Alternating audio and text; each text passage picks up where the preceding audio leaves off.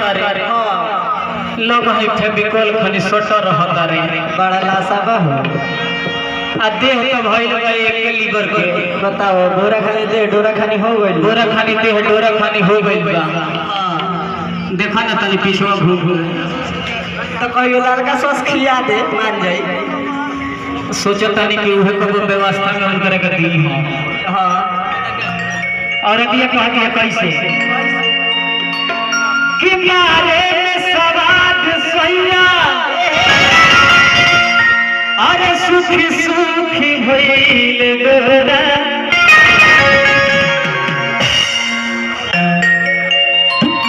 निशु भैया का फरमाइश से बड़ी पहले हमारे गीत आई रहे हां 2085 में ते अपने पापा से पढ़े है तारी ना 3 साल हां ये आई रहम का बाराती गई हमरा लागत घर सक बउआ एडवांस कोटा उठौले बड़ा और ये कहतिया का कहतिया कि मारे में सवाद सैया अरे सुख सुख भइल गोरा कि मजा मार लेके गोरा दुनिया बिछा कहे कहा आज यही तो सोच कि मारे में सवाद सैया भइल गोरा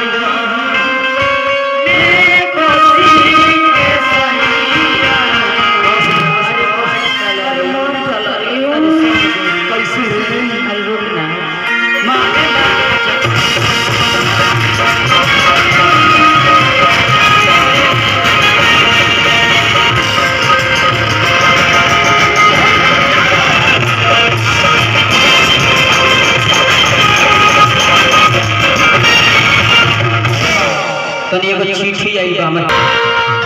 मनवा के हो जाती और रुसल रही के कनो तो कहिए कि मिलल सने